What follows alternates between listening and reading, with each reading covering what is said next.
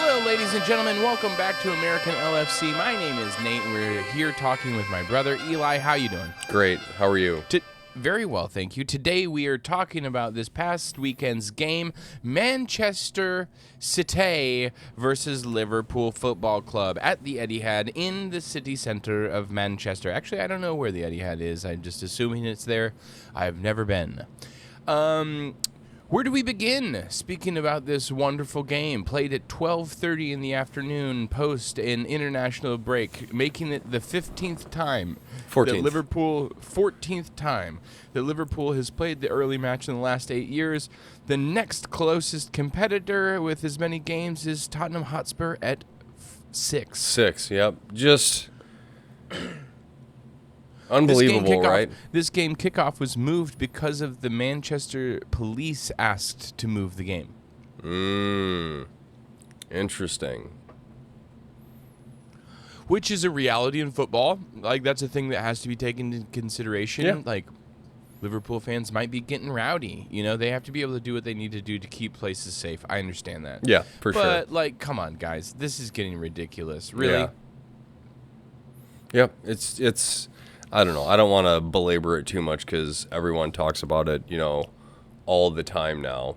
But Yeah, of course. And truthfully, the less Klopp talks about it, I think the better the situation will probably be.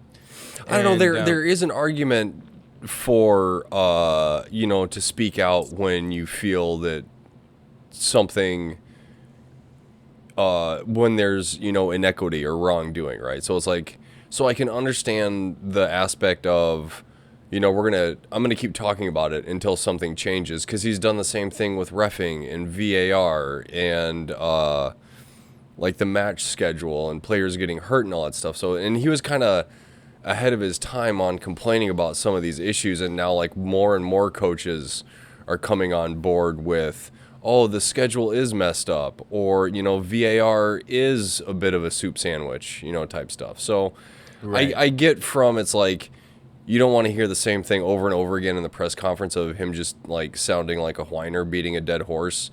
But there is also the aspect of, we're going to speak out until something changes. So I see both sides of it. I do too. But I also just think that if he stops talking about it, it becomes not a news cycle story every week, every time that we get an early kickoff.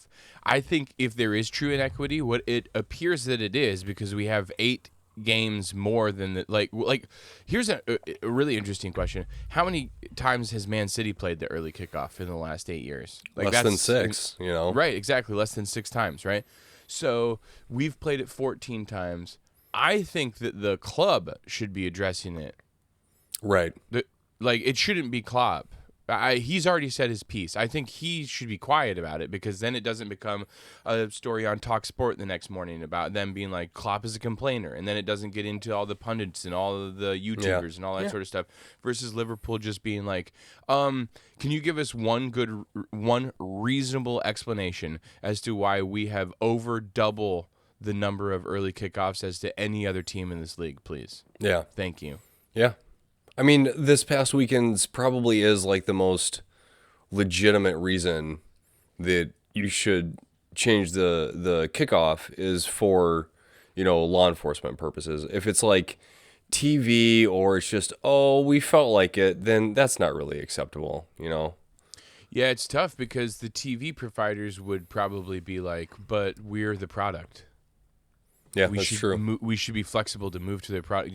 Why are you able to sign all of these players, all of the best players in the world, is because of the TV deals that you've negotiated with broadcasters. And broadcasters are like, we want a game that's interesting as the early kickoff. Yeah. Nobody wants to watch Wolves-Burnley. Sorry. Yeah, that's true. Nobody cares. They're trying to get people to watch the early kickoff, the 3 o'clock game, the 5 o'clock game, or whatever. They want people watching 6 hours of football on Saturday. Yeah. So they got to have something early. So that's why. And you got to spread out your global appeal, right? Like, I'm Right, sure that's Wolves the and thing. Burnley supporters are passionate folks, but they don't have the global audience that City or United or Liverpool or Chelsea have, Right. The thing that seems like that would be the most interesting comp to me is to see how many United has. Yeah. How many early kickoffs does United have? They probably don't have any. Yeah. Leave us a comment. Yeah, let us know. Let us know below what you guys think. Where to begin about this game? What do you think? I mean, I thought it was great. For me, not many complaints performance-wise from any individuals. You know, I was just watching the extended highlights as we were waiting to get going again, and you know, I thought it was a good performance across the board. This is one of those things that when two good tactically minded managers meet, sometimes they tend to cancel each other out. And I was even in the commentary I was watching, they're like, the two teams have a very symmetrical approach to how they're playing against each other, right? So, Yeah, I mean, I guess if we're talking about player performance, the only thing that I would say is and it's not an indictment of him. It just happens. Like, it's just human nature. I just think Allison had an off day. That's all. well, you say that, but he did have a couple pretty big saves that I think most other keepers may not get to. Like, there's one where I was just watching towards the end of the first half. The Phil Foden. The Foden one. shot. Yeah. Yeah. Where it's like, it's nuzzling right in the corner and Allison gets down and touches it wide. You know, that's huge right there, because you go into halftime, you know, down 1-0 down. instead of down 2-0, you know? Yeah, but I mean, that's what I'm saying. I'm not trying to beat him up. I just don't think he had an 8 or 9 out of 10 game. Yeah. And that's okay. It happens. Like, having a good save, I don't think changes his, like, 6 overall performance, because it's either he was just in his head or he just had a bad night's sleep. Like it's whatever. It's not like he's still the best goalkeeper in the world. He was just not a 9 out of 10 this past weekend. Yeah. Especially with his feet. He was playing really, really risky stuff and some of the decision making was either a little bit labored or maybe wasn't the right choice. Well, I mean, he played for Brazil, right? So he had, yes, you know, who knows how many hours worth of flights, you know, to get back and have one, maybe 2 training sessions. Yeah, which is why I think whether we want to we don't want to hang a hat on it, right?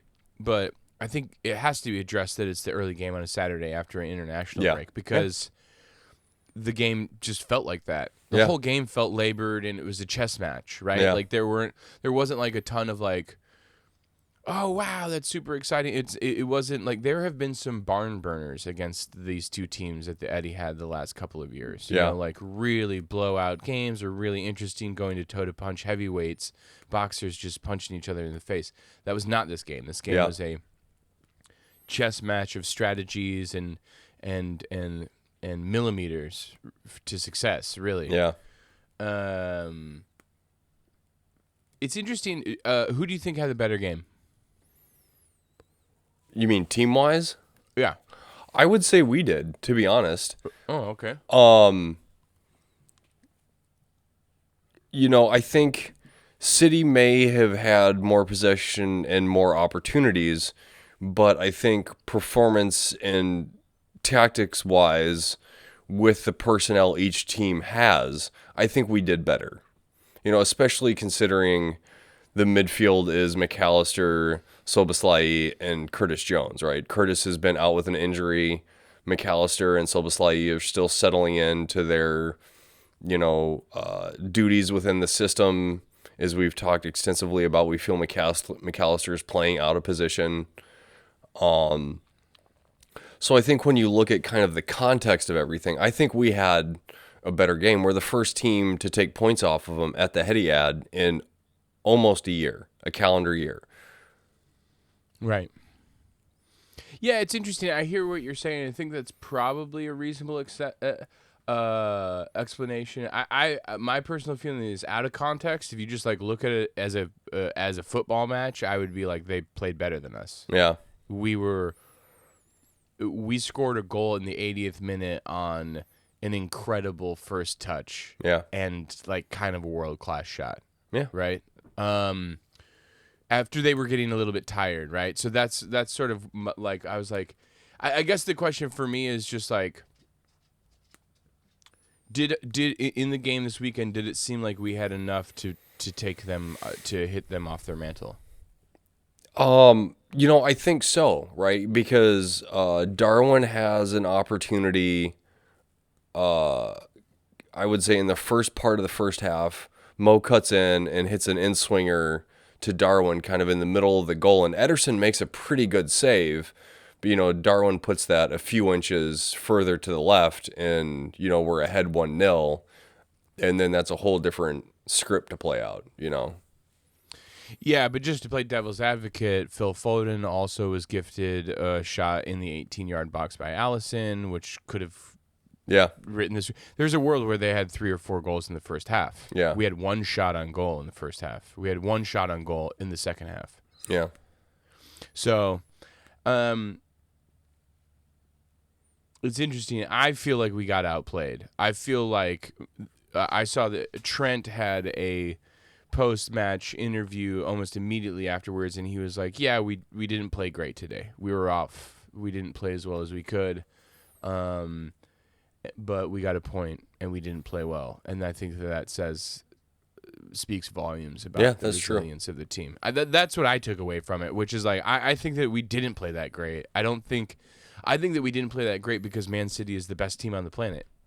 They are. Yeah. They just won the treble last year. They've made almost no changes. They've only strengthened. Yeah. You know what I mean? I guess they lost Ilkay Gundogan, who I'm very interested to see how the back half of the season plays out, because the last 3 or 4 years when they've won by 1 point against us in 2 of the last 3 years, it always came down to Ilkay Gundogan scoring 2 goals out of nowhere in the last 10 minutes against Leicester City or something like that. So it is going to be interesting to see that he was somehow magically their get-out-of-jail-free card to win the league. Mm-hmm. And without him, we'll see how the back half of the season goes. But, you know what I mean? It's like Gvardiol is on the bench against us. 100 million pound left back. Right. You know what I mean? I will say that I think Doku had a pretty good game. I saw that he was leading Man City stats in a lot of categories. And on the flip side of that, I thought Julian Alvarez had almost a complete stinker the entire game. Yeah, his name didn't come up very much, huh? I was watching, like I said, I was watching the highlights, and he missed a couple solid opportunities. And yeah, there was one where he arrived late in the box and was like kind of like at the 18, but just like skied it over. Yeah. He did. So it will be interesting to see how Kevin De Bruyne does in the second half of the season when he comes back, and like you said, the lack of the big game moments from Ilkay Gundogan. So yeah, it'll be interesting. Yeah, I personally think that if we and Arsenal are able to just stay neck and neck within a point or 2 throughout the season, I think it's going to be a really interesting title race at the end of the season. It's going to be interesting. Like, the thing that's tough about defeating Man City is that they've just won it all. Right, repeatedly, like they just have a culture of winning, and that's like a big deal. You know what I mean? Like that's the mental game. That's what most of it is, and usually they start picking up steam at the end of the season. So, unless there's like some, you never know. Like Rodri does his ACL, you never know. Right. Like you know what I mean? Like that's one of those things that you're like, wow, that changes their whole team. Right. So you never know. You never know. But I will say that for me, once again, and I keep repeatedly saying this on this podcast, which is like, for me, this is a rebuilding year, and I would be more than happy with the top 4 finish and the Europa League. Mm-hmm.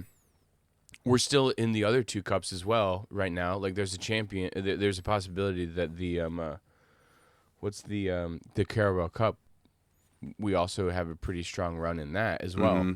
I think we get some sort of silverware and top 4 finish. I think a reasonable fan base has to be excited about that.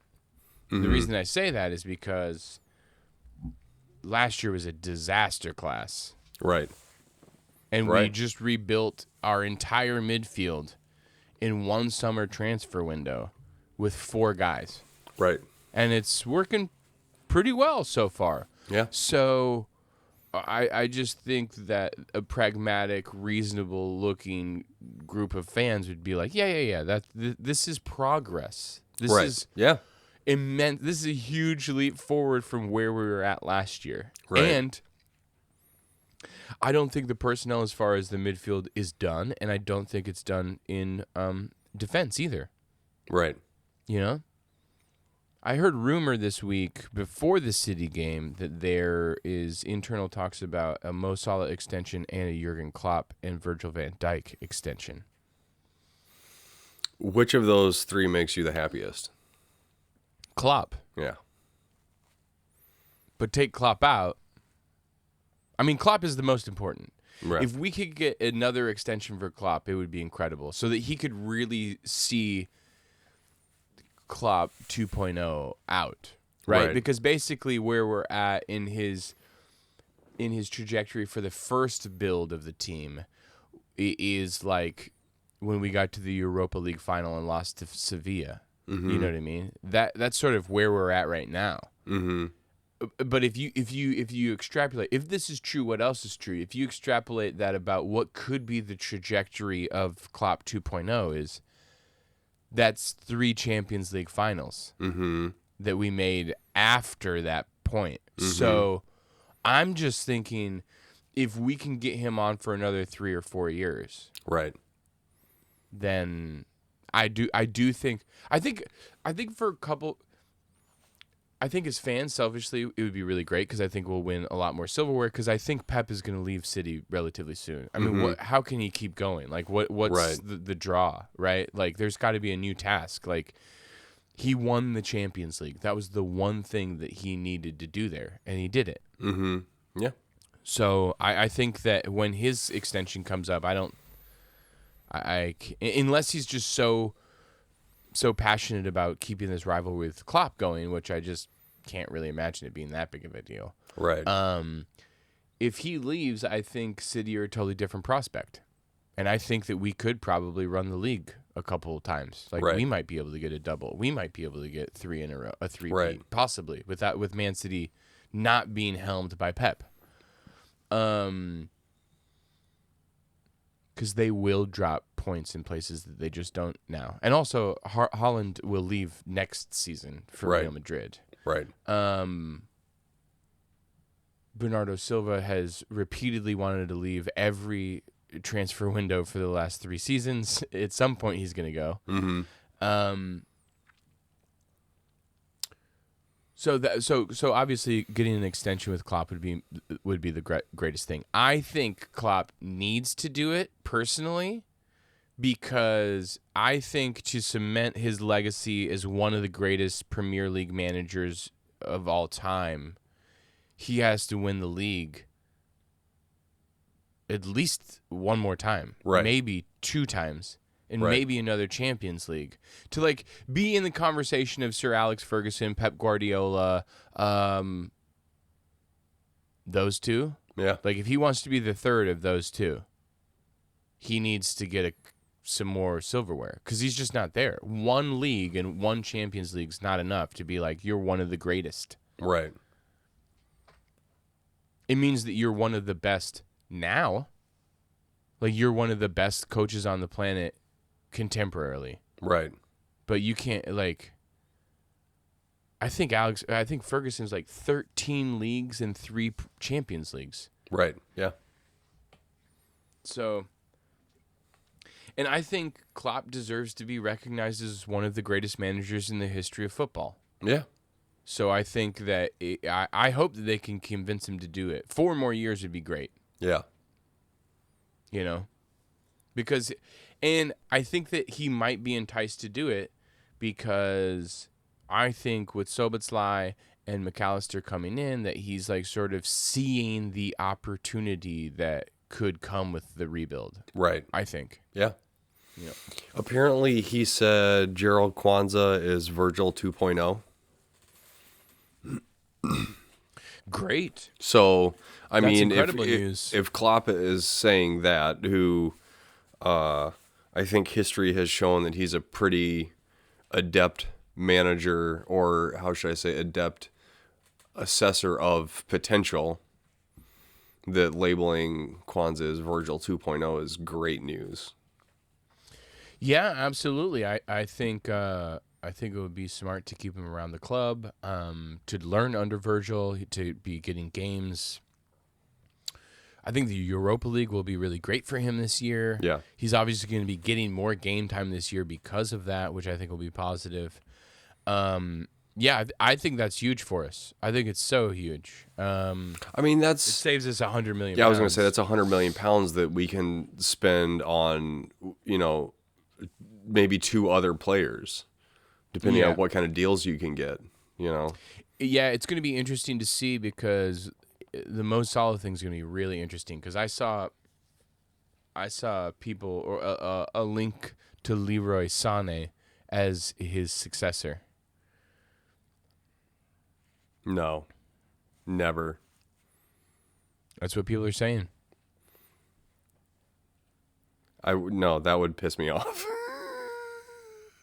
What if they do it?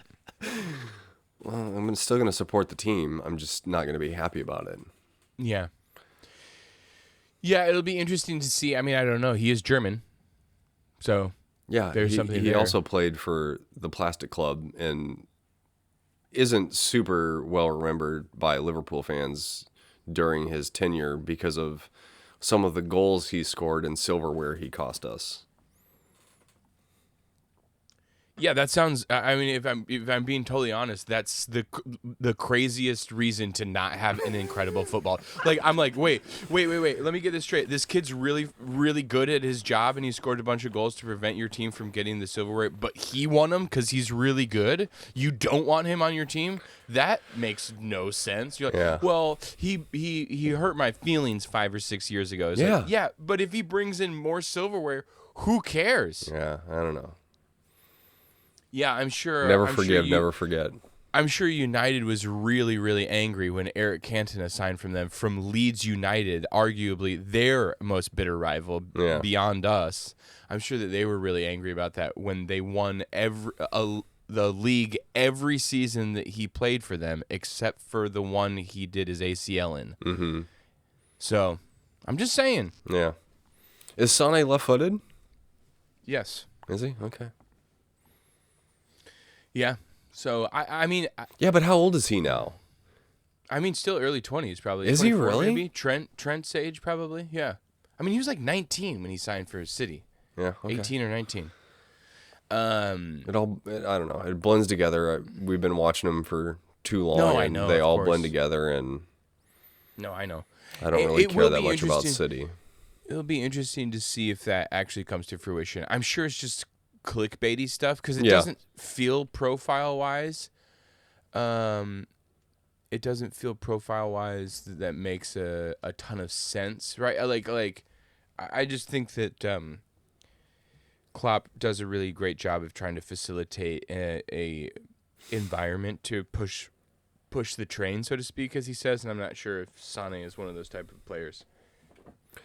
Yeah, and the other thing is, with very few exceptions, it seems FSG's, kind of MO under Klopp has been to look for the folks that are on the bubble, that are about to take that next step, and then under Klopp's tutelage is when they really level up. Not as much a ready-made product that's going to cost you a crazy amount of money, unless we get them on a free from Bayern, which I don't think would happen.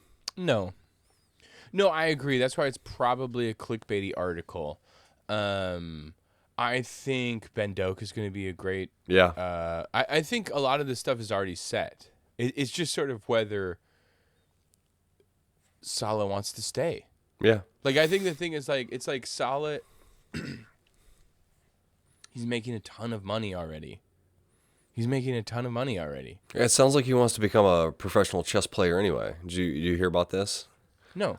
He said he plays chess every day, and he's hoping to play Magnus Carlsen someday. So he said he's obsessed with chess. So maybe that his will be his golfing from Gareth Bale. Right. But the other part is, just to play devil's avocado here, is it really worth handing Mo another big money extension when you could still get a few million for him out of the transfer window, and then invest that in either his replacement or to supplement the defense or the six that we need?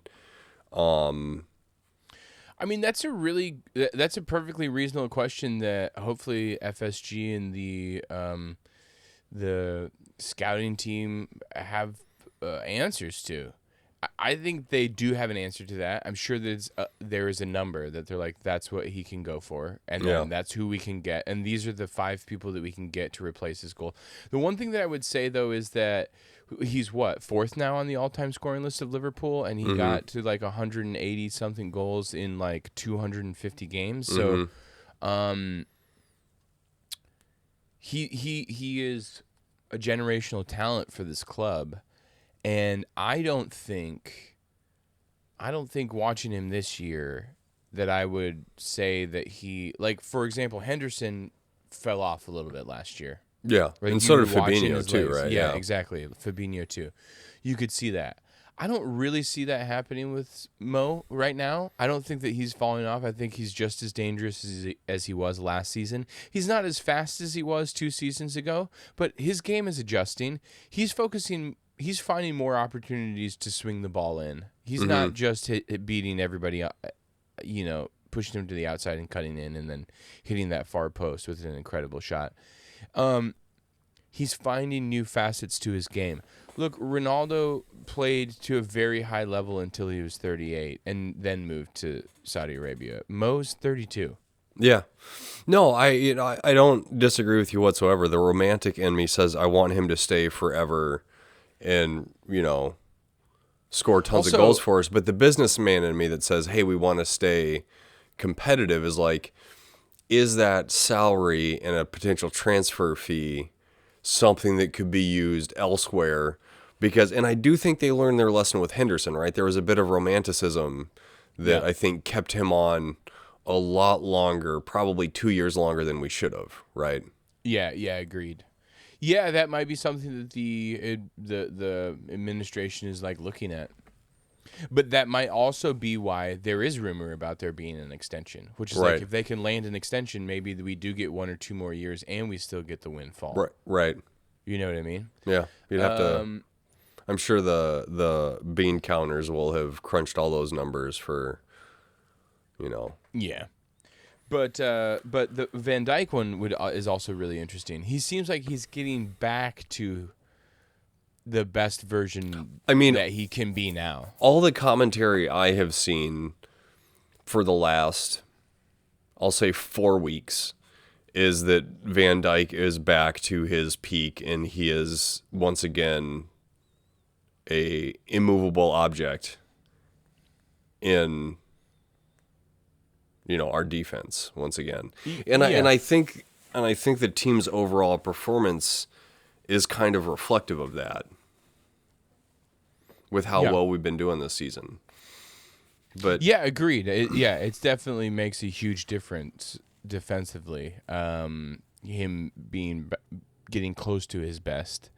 I mean, he's definitely lost a step, but I think that's okay. I think you look at Thiago Silva, he's also 39? Yeah, he's up there. He's still playing. He's still captaining Chelsea. And nothing's going wrong at Chelsea. Yeah, right, yeah. Great example. Great use case. Yeah. But I will say that 2 years ago when he joined them from Paris Saint-Germain and he was 37 and they won the Champions League. They beat City in the Champions League his first year there. So the thing is, I don't think that Thiago Silva is not the problem at Chelsea Football Club. No. Also, and honestly, there is a long list of elite level center backs that have played well into their 30s. Yeah. Maldini is one of them that comes to mind. You know. Yeah, so it feels like if we could get an extension for Van Dijk, that would be an incredible bit of business as well. If I were 33? Honestly, if I were to rank them, I'd go Klopp, Van Dijk, and then Salah. Yeah, I could get behind that. Because I mean the goal output for Salah is that's going to be difficult to replace because you're right, he is a generational talent, but you know Klopp's going to have a plan for that. Yeah, I agree. You know, I mean it's going to have to come at some point. They're going to have to figure it out. Yeah. So anyway, should we actually get back to talking about the game we said we were going to discuss? Yeah, we can talk about it. I mean, it was kind of like a languid, not very exciting affair. The one thing I would highlight is I was talking to the guy I coach with who's a big City fan, and he was saying he thinks Matip is the weak link in the Liverpool defense.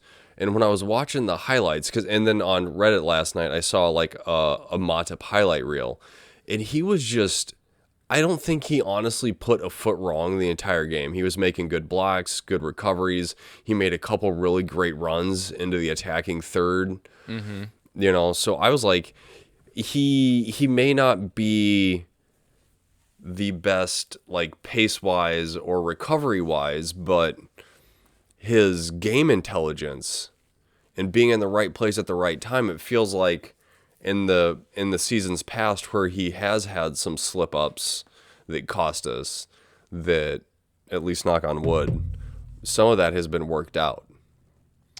Yeah, he at least the game this past weekend he played incredibly well. I think that there were 3 or 4 other players that were far worse than he was.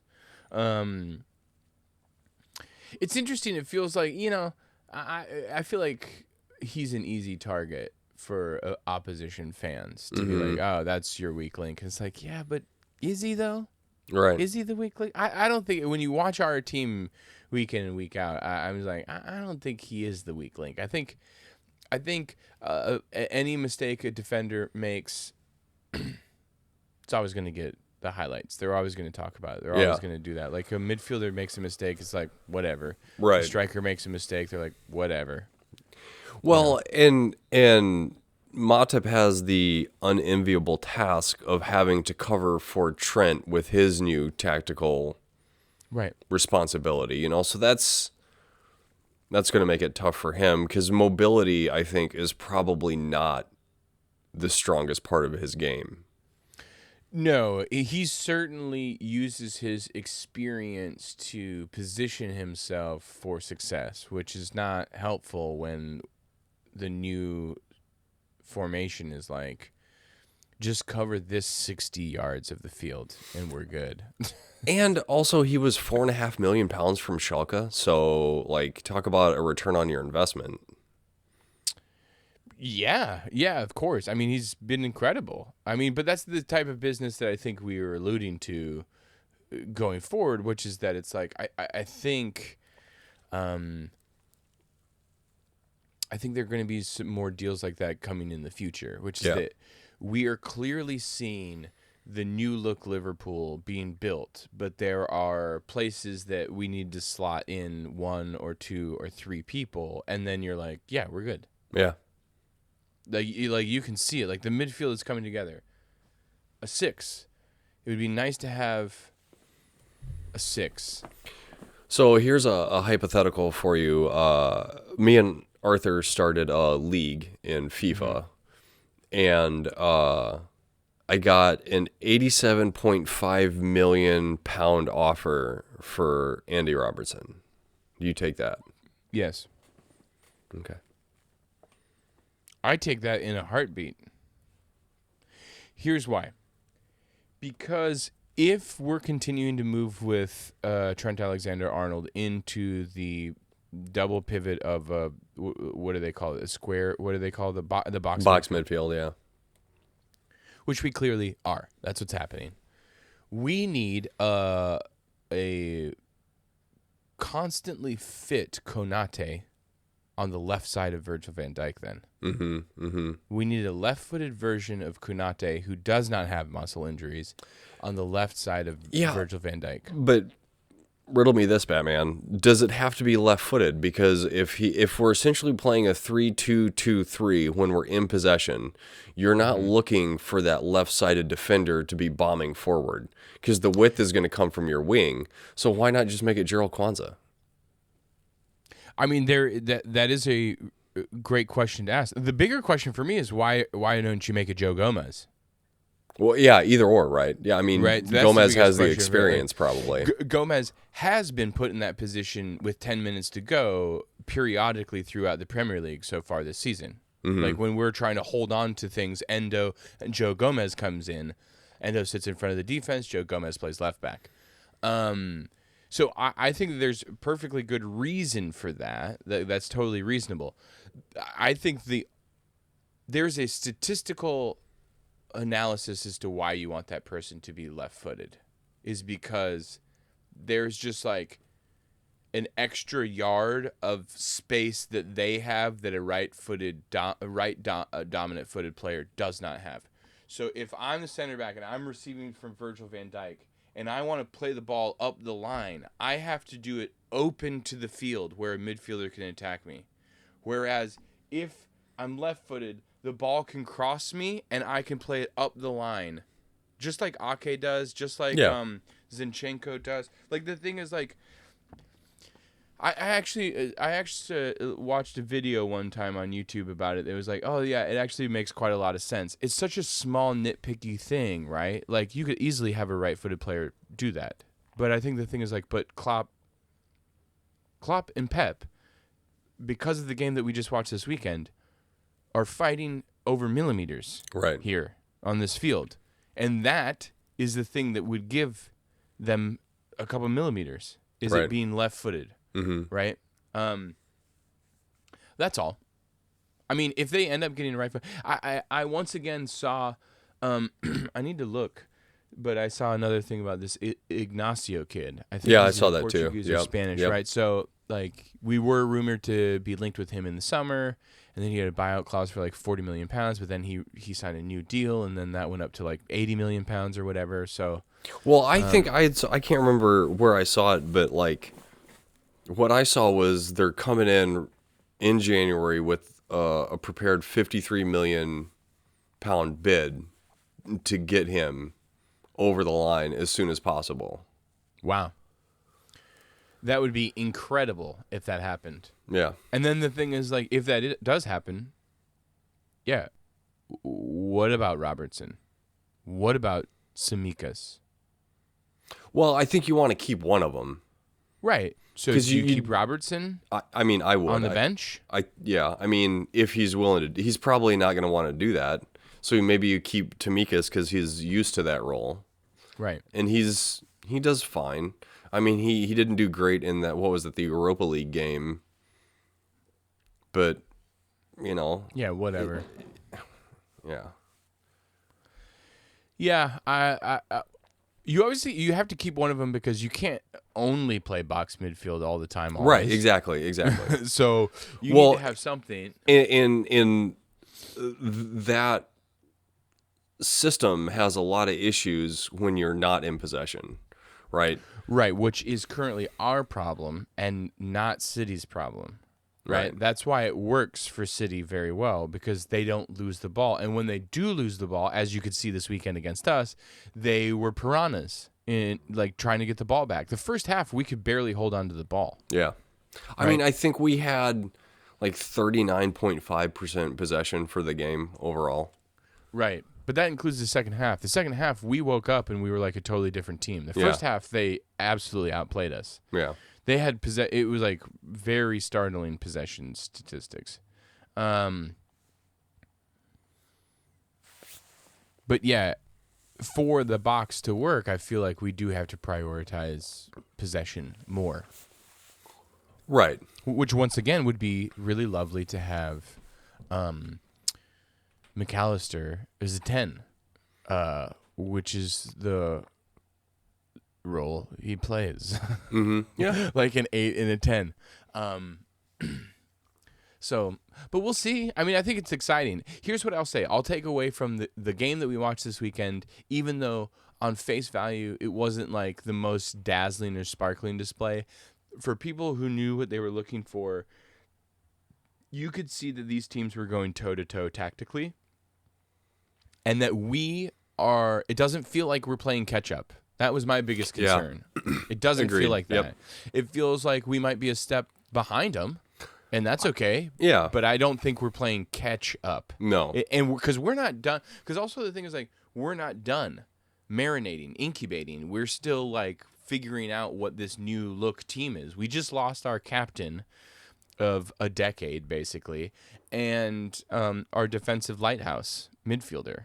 Mm-hmm. You know what I mean? Like that was really big. Oh, also, not to mention perpetually injured Alex Oxlade-Chamberlain, Naby Keita, Juventus' own Arthur Melo. You know what I'm saying? Yeah. We offloaded a bunch of people, so we're still a new look team. This is still incubation phase, and the fact that we don't look a mile off it as far as the best team on the planet, I'm sort of like, yeah, that's great to me. That looks great. I'll take that. Yeah, absolutely, for sure, 100%. The thing that's interesting is that Arsenal got 3 points off of them because they scored in the last couple minutes off United, off of City when they played them earlier this season.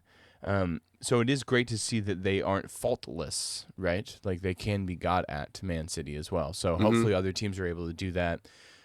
Chelsea. Didn't they lose to Wolves or something too? Yeah, I think so. Yeah, they've lost 2 games this season. Yeah. So we're in it. It's going to be interesting. The second half of the season is going to be very interesting, especially if we have a good January. Yeah, I agree. Yeah, wow. If we got Ignacio in January, that would be incredible. You know what I mean? I didn't think it was going to be happening that soon.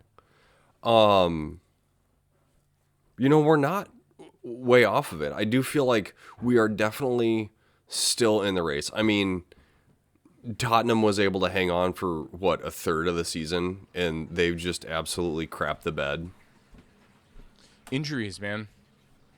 You know what I mean? I mean, that's the truth is, like, just injuries to Maddison and somebody else that was, like, one of their starters, I think. It's just the Premier League schedule is, like, really tough. Yeah. It's really tough to maintain, and it's, like, that's the thing that was humorous about everybody getting so excited about Postecoglou at the beginning of the season. I was like, what are we talking about? This is 8 games. Yeah. We're talking about 8 good games? That's... Well, and one of the other coaches I work with at the high school is a big Spurs fan, and his whole thing was just breathing new life into the club after the stagnation of Mourinho and Conte. You know, very defensive, boring football that nobody actually likes to watch and didn't produce any results. So it's kind of a double whammy. But now you have Postecoglou coming in who's playing a higher press, higher pace, flashier game. And it did start off well because I think they just started with the new manager bounce for the first chunk of the season. And then, as you said, they all just started getting hurt. And they just can't keep it up because of the amount of conditioning that is required to be able to do that. Yeah, exactly. That's the thing. That's the trouble that they're going to be running into for the next couple of seasons is that they don't have the personnel to be able to play the way he wants to play. Yeah. Because also they just came off of 2 managers that were like, let's sit back with 5 in the back. Mm-hmm. So that's not running all over the place. It's the opposite. It's sitting back. So that's going to be interesting. I did notice that Aston Villa is currently in 5th place, tied with us for points, behind us on goal difference. It is going to be a squeaky bum time at the end of the season because I think Newcastle and Villa are going to be up there. It's going to get real. Yeah. Yeah, and Newcastle just throttled Chelsea. Yeah. 4-1. Yeah, Chelsea is a disaster, man. Lavia, my boy. Poor kid. Yeah, honestly, you do kind of have to feel bad for him because you're like, dang. I mean, I also feel bad for Caicedo too. I'm sure both of them are sitting there going, my agent screwed me. Yeah, my agent just made a boatload of money. I'm making a boatload of money, but we can't win a game. Yeah. And well, we don't really know what happened with the Lavia thing agent-wise, but it certainly seems Caicedo's agent was the one that facilitated that very quick turn of opinion. Because I think we talked about it at the beginning of the season or right after it happened, that there was a verbal agreement in place between Caicedo and the club in Liverpool. Right. And then his agent was like, "Oh, hold on. Don't sign. Right. There's a bigger money deal for both of us coming in." Yeah. But them's the breaks, man. That's sports. Yeah. And now this dude, he's he's going to get shipped to Saudi Arabia next summer, so they can try and balance their books. Probably. Yeah. Anyway. Yeah. Anyway, you think we should? We're at 46 minutes. You think we should wrap start? it up. We're wrapping it up. Yeah. Well, by the way, the final score of this game that we've sort of been talking about was 1-1. Everyone, it's 1-1. Newsflash. I'll take 1 point at the Etihad any season. I'll break your arm off for that. Absolutely. What about Trent's new boots? Dude. Yes. Incredible. Absolute fire. I think as the high school kids call it, that drips. That drips. Yeah. I've heard it before. I think that's what the youths say these days. Really, really interesting stuff because I noticed him this game. I was like, is he wearing Adidas? What's going on? Because he was like the poster boy for Under Armour. Yeah. What a strange. In what I'm so befuddled by it because I'm like, in what world is a contract written where it ends the middle of November? Right. You know what I mean? Like who's unless Adidas shelled out money to buy out the contract somehow, which is a possibility. But man, just seeing that red and white color scheme again, that classic tongue, I was like, oof, gives me the fizz. Yeah, I know, right? I was like, whoa, Predators are back, man, in a real way. Yeah. Yeah, really cool. I'm sort of like, do they have any cool indoor shoes that are associated with these? You know what I mean? Just kick around boots that could be. I'm gonna have to look for a turf version since we're playing on turf at the high school now. Yeah. You should. Very cool. Anyway, everybody check out the new Adidas. I'm assuming they're Predators because they look exactly like Predators. Yeah. They may have a new name. Who knows? But Trent is now officially an Adidas player. Which I think we all get behind. Yeah, absolutely. Steven Gerrard was a Adidas player for a long time. Kloppo is. Kloppo's Adidas.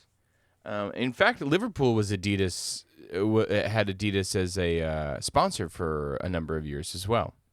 Yeah, I think it was Reebok when we started following. Yeah, Reebok for sure, but that's now we're dating ourselves. New Balance. Reebok, New Balance, Warrior. Yeah. Oh my gosh. I've got the Steven Gerrard red Warrior kit somewhere. Yes. Yeah.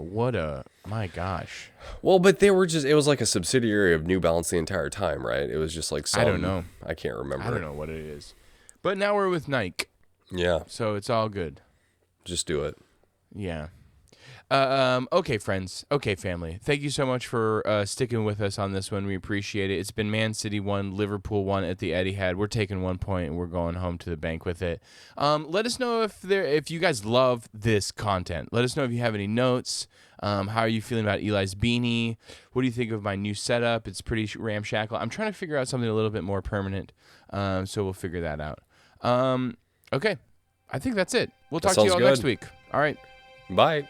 Later.